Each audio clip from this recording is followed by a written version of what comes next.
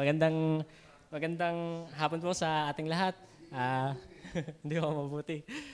Ah, konting testimony na lang ulit. Balikan ko lang po yung testimony ko kung paano ako nakakilala sa Panginoon, kung paano niya ako tinawag from crowd. Ako po ay unang nakarinig, ako ay bata pa, kay Henry, nagba-Bible study, pero nililibak ko yung mga yan. Padaan-daan pero bata. Pero yung habang lalaki ako, ito na naman itong mga ito. Tapos nung ako nag-high school na, ito na naman mga aray. Nakakaumay, gano'n. Hanggang sa, ayun nga, siyempre bilang lalaki, tayo naman alam niyo na po yun. Bilang lalaki, ako napaibig din naman, kahit pa paano. Napaibig din. Tapos, grade 8, grade 9, 10, 11, 12. Hanggang second year college yan. Ayun talagang hindi ko mahal sa akin paningin. Kaya nga nung time na focus ako eh. Hindi ko na nga napapansin yung mga nasa paligid ko kasi isa lang ang tinitingnan nung time na yun. Bata pa lang. Pero ako hindi nag-attempt na tapos ganyan kasi nga ay nung nakarang testimony ako, hindi ko pinangalanan. Si Mark ginamit din yan, si S. Tsaka si Anden.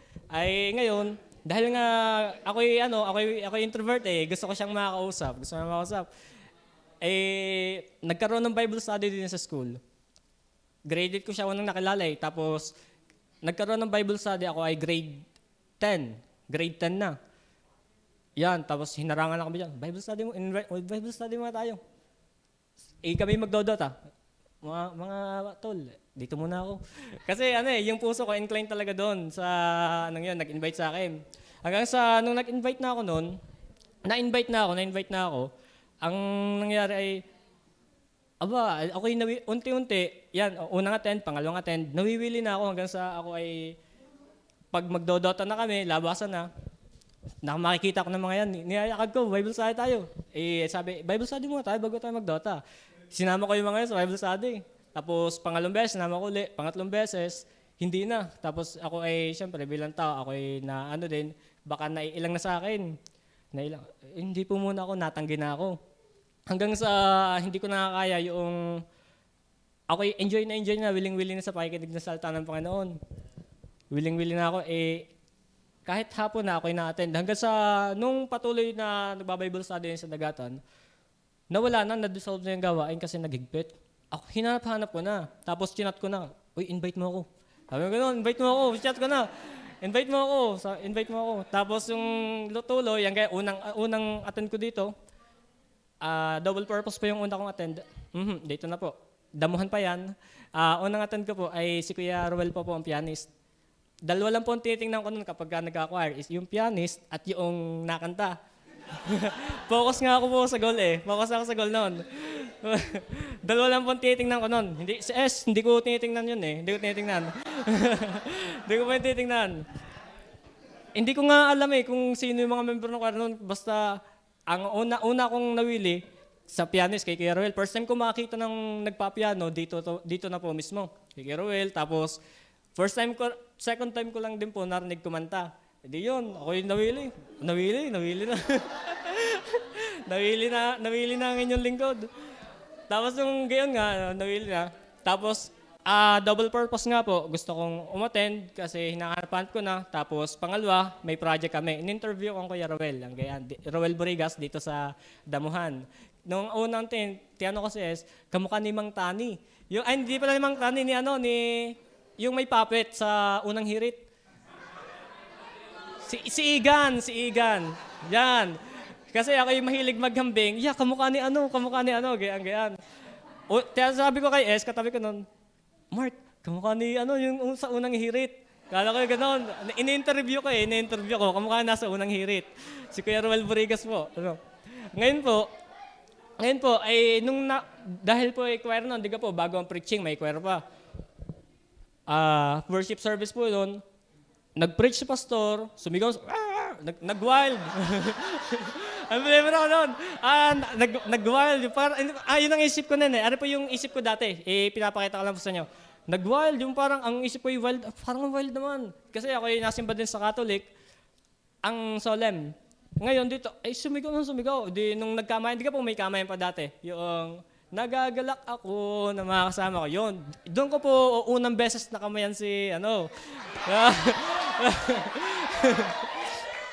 oh, yan, nagagalak ako.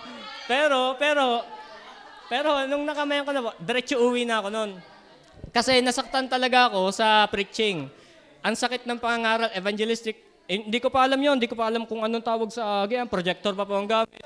Tapos, hindi ko alam hindi ko alam kung anong pinagsasabi dito. Basta ang sinasabi lang, yung sinasabi tunay sa akin, ang sakit. Kaya nung nagkakamayan na, nung nakamayan ko na, sabi, uwi na ako. Hindi na ako nagpaalam kay SA dahil alam kong pipigilan ako ng mga yan. Nagagala ako, diretso uwi. Tapos nung nakaraan, ako hindi umattend. Tapos tinanong ko sa S, bakit ganyan, bakit ganyan? Pastor niyo pala, ganyan. Hindi ko pa po alam na si Pastor pala Lumbo. Hindi ko po alam, wala pa akong idea nun. Ngayon nga po, nung ako'y pumasok na, tinanong ko na sa S, ganyan, bakit ganyan, bakit ganyan, bakit ganyan? Tapos si April, tapos,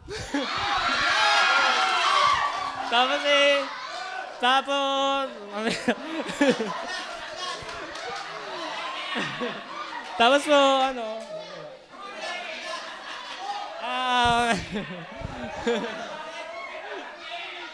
tapos po, ganito, yan, tapos po, ganyan nakilala ko, yun po ang chinat ko, sabi, uy, invite mo ulit ako. Tapos nakaraan, nasanay na ako, pag may family reunion kami, family outing, natanggi na ako. Mas pinili kong sumimba. Ako ngayon napagalitan ng time na pinili kong sumimba kasi sabi, Mama, ang dahilan ko na Mama, magbabantay nila ako ng bahay. Mahirap pagka ang bahay, walang tao. Sabi kong ganyan. Mahirap pagka ganyan ako noon para ako makasimba. Pero nung umalis sila, ako'y maaga nagising, sinarado ko ang pinto. Linis muna, gayaan. Tapos, simba na ako. Dahil chat ko kinagabihan nun invite mo ulit ako. Yan, simba ulit ako din Simba, ayan, hanggang sa nawili na. Hanggang sa noong time na pabigat na ng pabigat yung mga mensahe at ako'y willing-willing na rin.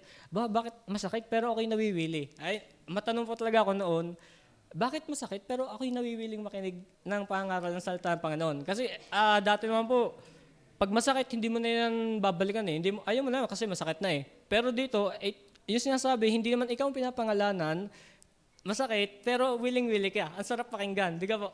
Kaya nga po, nung time na yun, ako'y 2 beses lang po, 1 beses o 2 ako naka-attend ng baptism class kay Kuya Henry. Unang tinuro agad sa akin yung circle. Sunod, tithes, giving agad. Yung agad tinuro sa akin kay Henry. Di ko yung makalimutan. Mabihira, pagkatapos ng circle, kumuha ng sobre, yung may sulatan, kumuha, ito yung ganyan, hindi mo na. Kaya tandang-tanda ko yun Tapos nung ibabaptize na po ako ay lumiban kasi pinuntahan ako sa bahay ng mga nag-i-invite din sa aking iba, ako hindi nakasimba, tapos inutusan kasi alam na ng mga magulang ko na ako ay dito nasimba at ang alam nila sa Katoliko na nasimba. Kasi po pag ako ay nasimba, talagang bitbit ko ang damit. Dayo pa ako doon sa Sampaloc, kaila Tita Lorna. Tapos yung may Sampaloc pa dating Skinita, hindi pa malaking daan doon. Doon na po ako nagbibihis sa Skinita para lang makasimba din At yung aking mga damit, kung saan ko na sinusuot doon. Para lang ako makasimba. Kasi ako'y lalayas ng naka-short, tapos para hindi halata.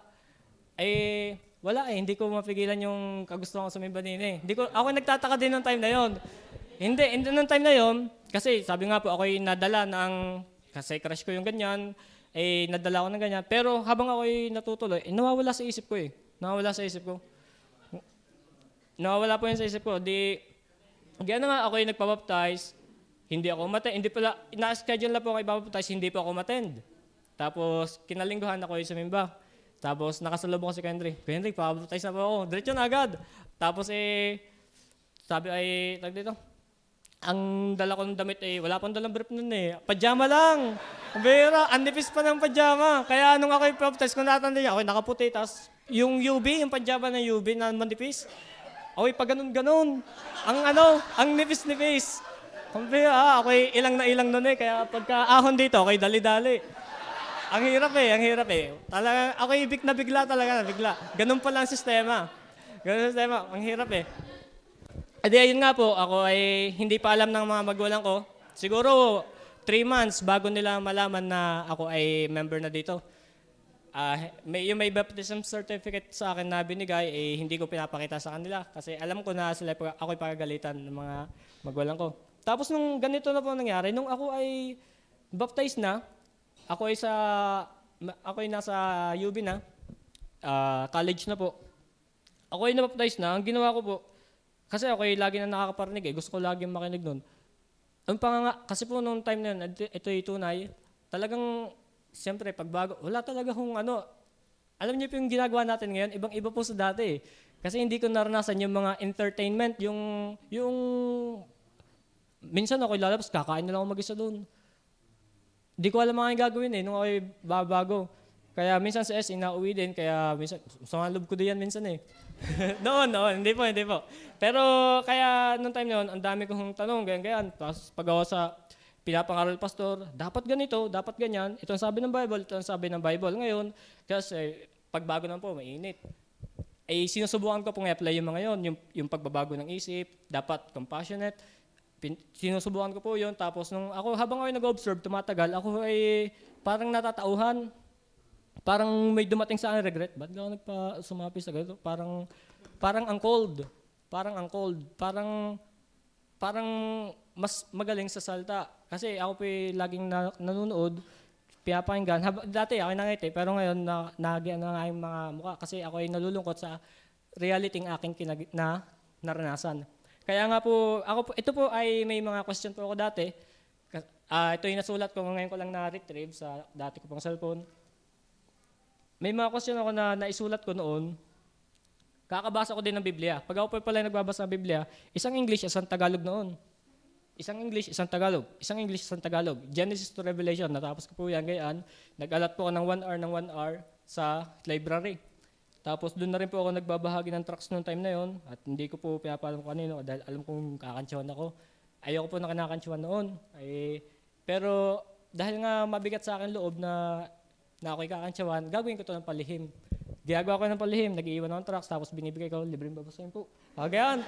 Pero, hindi ko po alam yun siya sabi natin libreng babasahin. Basta ko lang po inabot. Ito po, ganyan lang. Hindi ko pa alam, wala pa akong formal training kung paano yun. Ngayon po, habang ako nagmamasid, nakikita ko sa aking paligid, nakikita ko sa aking mga kasama, bakit ganito? Bakit ganyan? Babasahin ko po yung aking mga why. Why? Sana inyong pakinggan. Ito po ay hindi ko na binago. May binago lang po ako dito, yung mga spacing. Pakinggan niyo po. Ito yung malikot na aking isip dahil ito yung kakabasa ko rin ng Biblia. Why? Why I wonder? Is this because I want to become me of old? Ako ligtas po nun. Because I want to become me of old, or I want to unsee the anxiety, or is it because of hate? I don't even know. Romel, that's me. Here's your thought. Why love others if they can't love you back? Tiyanong ko po yan. Why they demand for something in you when you have no obligation for those them? Why others live peacefully, others live at war? Why others enjoying their meal, others begged for food? Why others granted justice, others granted injustice? Why others hope there's peace, others not? Why others experiencing joy, others are suffering? Why believers enjoying heaven, others are eternally tormented? Why believers are promised heaven, others are hopeless? Wala pa pong idea sa election nito, di ko po ito alam. Tanong lang ako ng tanong. Why believers act religiously, others saw them foolishly? Why believers are commanded to share love others and others not? Why so many hypocrites? Why they don't understand? Why they talk so fast without thinking? Why they don't consider others' feelings before they lose their word? And why I'm still doing that and others not? When someone did wrong, why they judge to condemn them hastily? Why when you make mistake, they want to blame you almost for everything that will drag you down, causing them to have your image negatively? Why they don't know the feeling that I feel the same way toward others?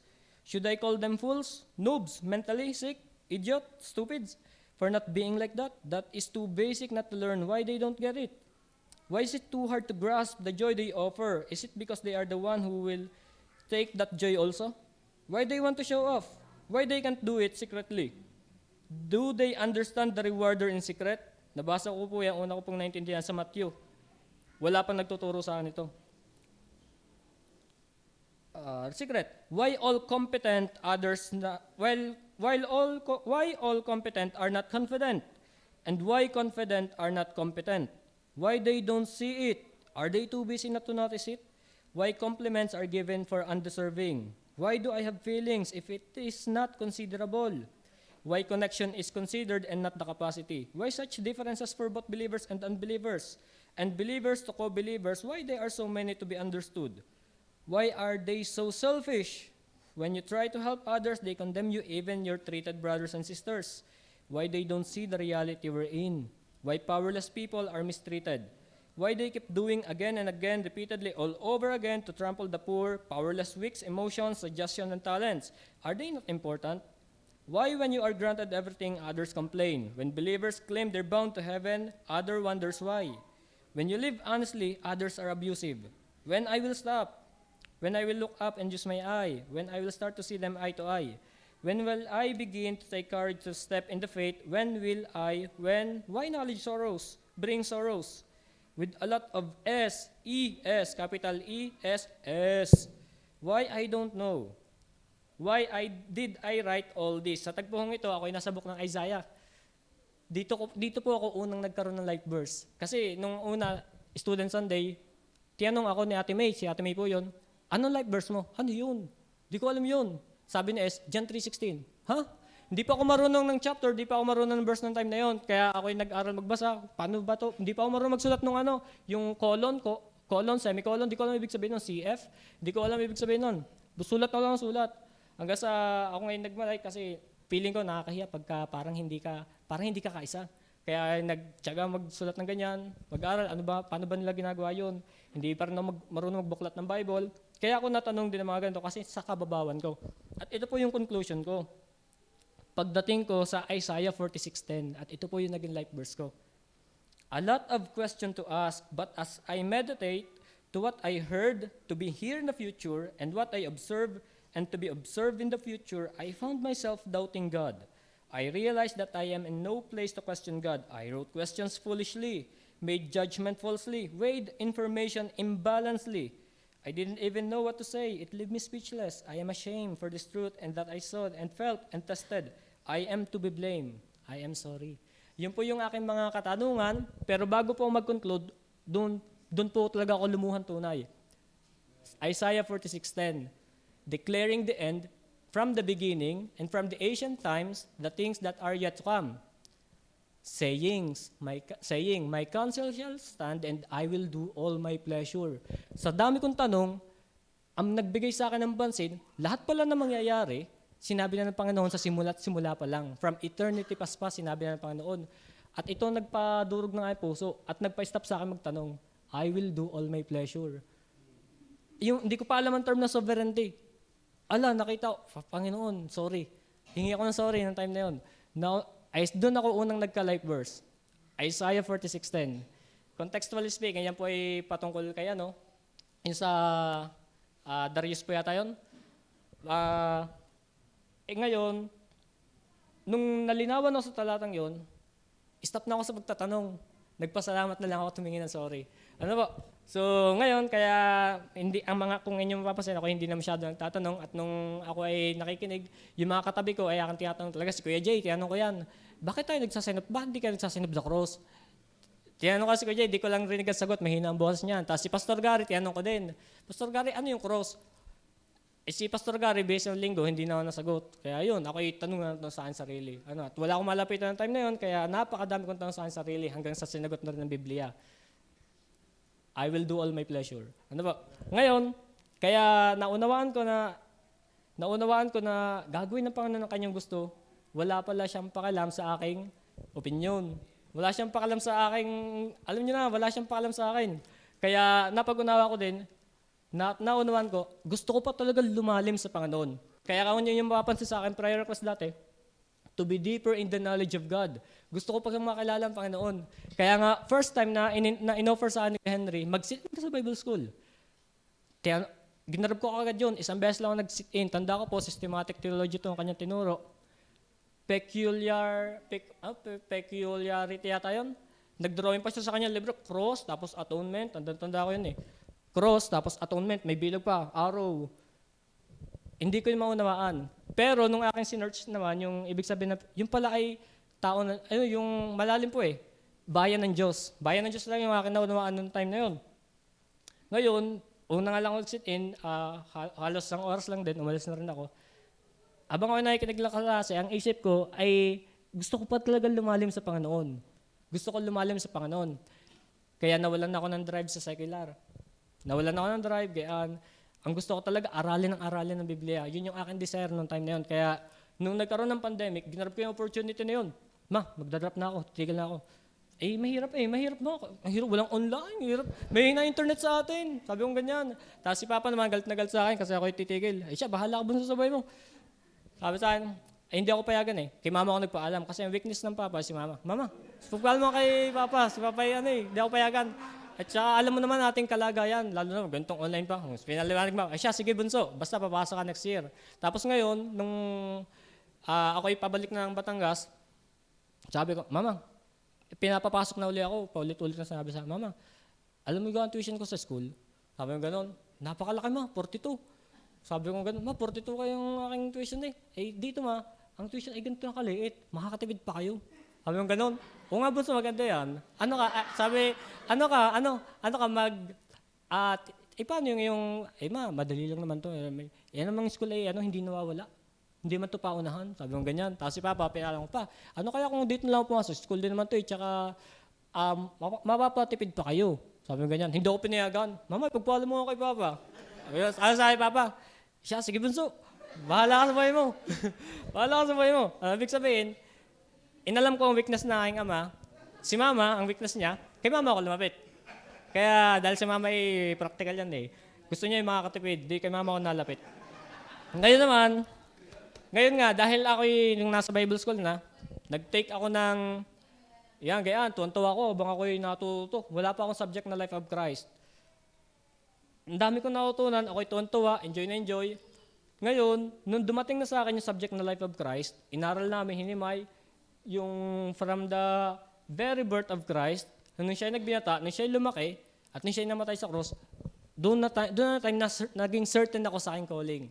Durog na ako noon. Hiyang-hiya ako sa aking sarili. Kita ko, ang Panginoon ay Diyos, nagpakababa, pinangarap sa sabsaban, tapos yung kanyang tinrabaho, tapos yung kanyang tirahan, puro buhangin. Kaya nga sabi nga sa parable ng lost coin, nalubog, kailangan pang walisin lahat. Ini-imagine ko na yung bahay ay napakaliit. Mas pinili ng Panginoon. Tapos, habang inaaral namin, si Pastor Melmark pa ang nagtuturo. Ako'y hindi na nakikinig. Nagbubulay na ako. Nakatingin lang ako, pero nanggigilid ng luha ko noon. Every time na kami may subject na Life of Christ, pinipigilan ko na luha ko noon. Kaya, noong time, ako'y bulay na. Certain na ako sa aking calling noon. Sabi ko sa Panginoon, ako'y tinatawag mo. Hindi ko alam eh. Kasi takot ako sa magulang ko. Hindi ko alam kung paano to mangyayari. Siyempre, ang magulang ko ayaw sa ganyan. Paano to mangyayari? Paano ako magsusuko? Hanggang sa yan, dumaan, nasuppress. Umabot nga po ng 1 taon eh. Ang suppression ko sa calling ng Panginoon. Ngayon po, nagkaroon ng fasting. Lalo nang bumigat. Ay ang preaching, puro, ano kang gagawin mo sa buhay mo? Ano gagawin mo sa buhay mo? Tapos habang napasok ka, ito na po yung lalong nagpabigat sa akin. Sa katigasan ng ulo mo, pwedeng madamay, pwedeng gamitin ng Diyos ang iyong pamilya, pwedeng patayin niya ng Diyos para lang matawag ka. Noong time na yun, nung laging gabi, ako'y laging naluluha at ako'y iniiyak ko talaga sa Panginoon, bigyan mo po ng lakas ng loob. Yung panalangin kong yun, 1 taon. Bigyan mo ko ng courage, Panginoon, hanggang sa ganito, umabot na sa ganito ng panahon. Paipis-ipis na ako kay Pastor, dito na natulog. Nag-observe, anong gagawin? Nag-iisip na ako na anong gagawin ko pag ako nandito na? Paano ako magluluto? Paano ako mag-awalis? Paano ko sasabihin kay Pastor Tom? Kita ko, tapos yan, mga nagsabi na agad, ako 1 taong pinaghahandaan, mga nagsabi na agad, titingnan ko, paano nila nagawa yun? Ang galing. Hanga agad ako, lalo na sa case ni Willie Grace at saka sa case ng mga nila Mark. Unbeliever ang mga magulang to, ang mga kapatid, sila nag-isa. Paano nasabi, hindi nagagalit ka ng magulang? Dami kong tanong time yun. Tapos, nung ako'y nagba-Bible study, kinausap ko ang ina ni Willie Grace, ano pong nararamdaman nyo? Tinatanong ko ganun, ano pong naramdaman nyo? Ano pong pakiramdam? Hanggang ganyan. Eh di, habang kayo binubulay, mas matimbang, alam mo, lungkot po ang, kasi hindi mawawalay, ganyan. Habang aking tinitimbang, hala, ay, mahal ko ang mga magulang ko eh. Ayokong mapahamak doon dahil sa aking kalokohan.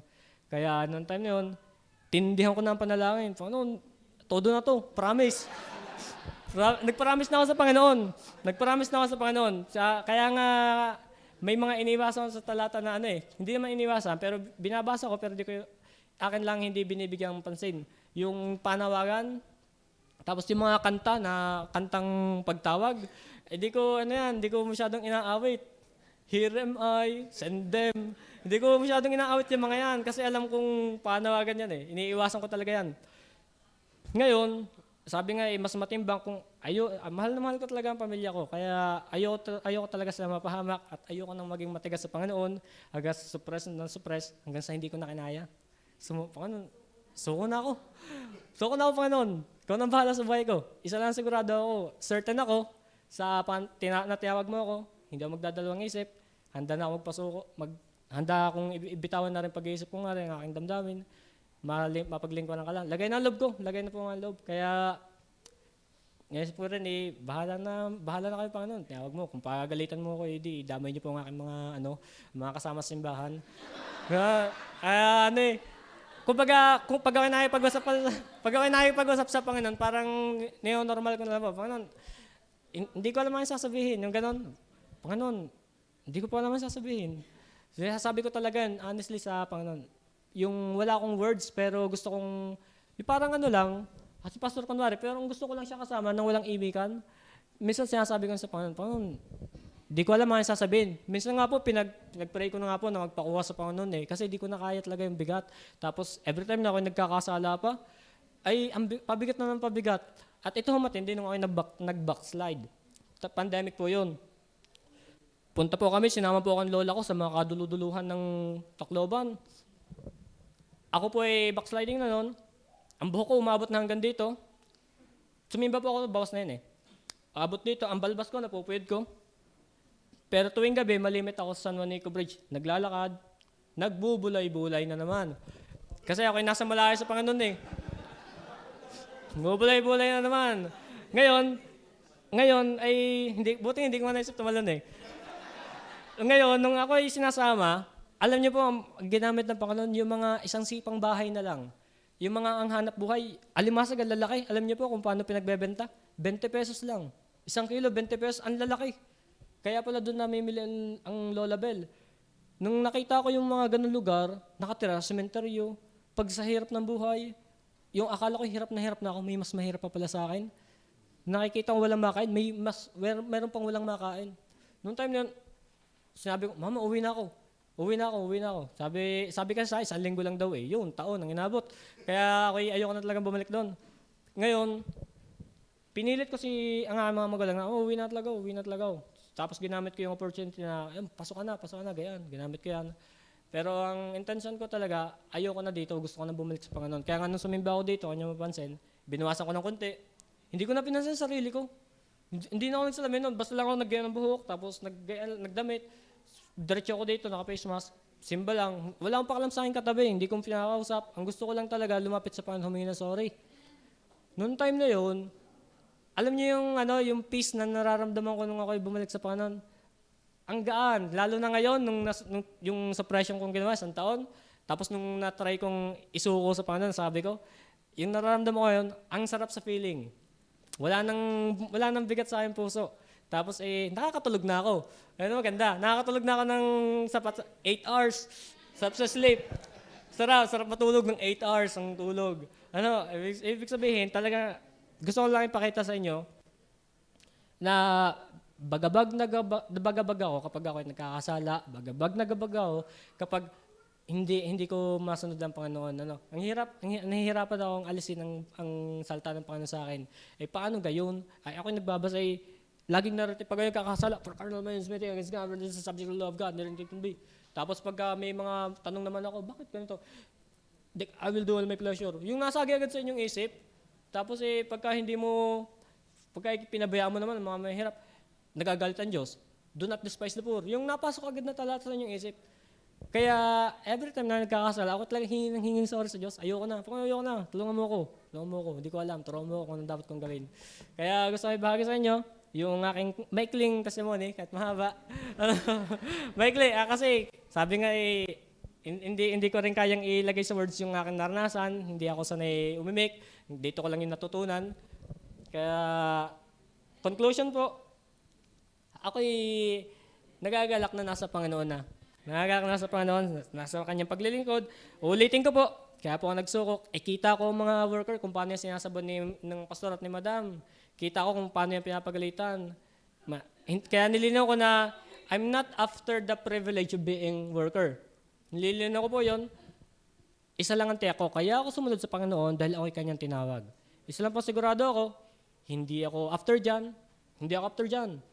Isa lang sigurado ko, ako'y tinawag at ako ayoko na, hindi ko na kaya. Mahirap sa aking loob. Kaya sana may mga ganyang pag-iisip eh. May mga ganyang pag-iisip. Kaya yung mga tinawag ng Panginoon, sana parehas tayo ng motibo. Sana after tayo kay Christ, ako'y tuwan-tuwa every time na ang subject ay si Christ sa pag-aaral. Kay Sir Joseph, napaka-Christocentric, ang sarap pakinggan. Tapos alam mo pa yung buhay, talagang gilid na luha kung lagi nakaganyan. Makikinig ng preaching, nakaganyan lagi ako. Nakaganyan, nakagilid. Tapos minsan, tinatawa ko na lang, minsan sasadya akong humikab para hindi halata ng katabi. Baka di ka po pag napapahikab tayo ay naluha lang mata. Para magmukhang, ganun lang, hikab lang. Huwag kayong pahalata. Ayoko kayong pahalata kasi para sa akin, pagiging mahina sa akin yun, pero mali nga yung pang-unawa sa ganun. Basta ayoko lang talaga ipakita.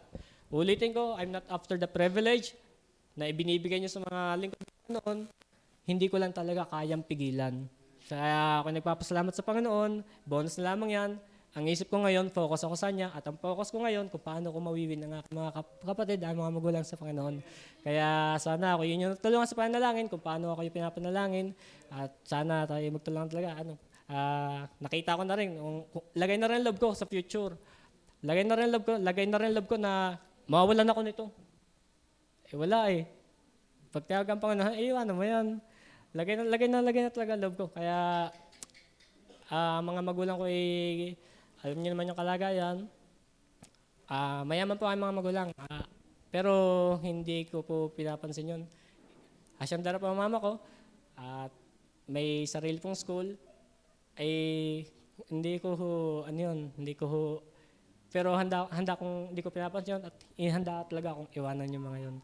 Kasi ang Panginoon talaga ay wala kang magagawa sa panawagan ng Panginoon. Kaya nga nung Wednesday, nakakaimin na ako malakas. Para sa akin na naman to. Para sa akin na naman yan. Nakakaimin na malakas. Kaya ako tuwan-tuwa. Si pastor lang talaga ang hindi ko makitang pwedeng kausapin kasi baka busy. Nauunahan na doon, tanong, pag ako sisilip, baka busy, pastor, baka ako hindi kausapin. Pastor, check ko lang pa yung basura. Sasas na ako. Tapos sisilip, parang, may ginagawang outline, wag na lang, next time. Sisilip ulit, pastor, basura. Next time na lang. Pastor, next time na lang. Tapos pagdadat ko naman ako, sisilip ako. Pastor, pag-ganyan lang. Ibig sabihin, ako'y na-timing na talaga. Wala talaga akong courage na magsabi.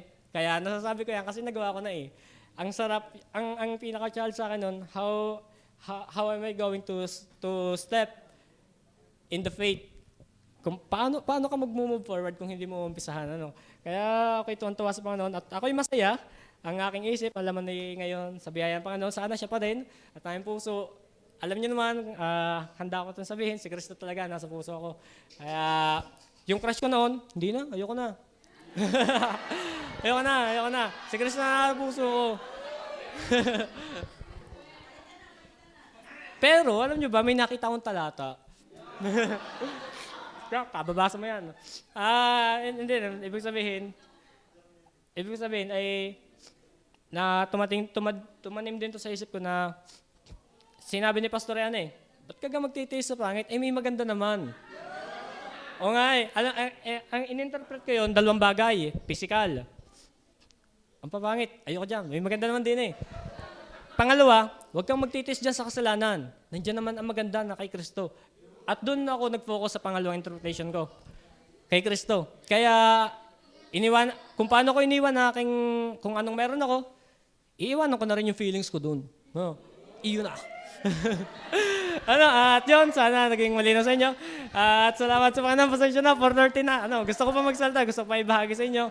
Pero gusto kong i-count na. At thank you po. Sana atin lang yun. Salamat po sa mga.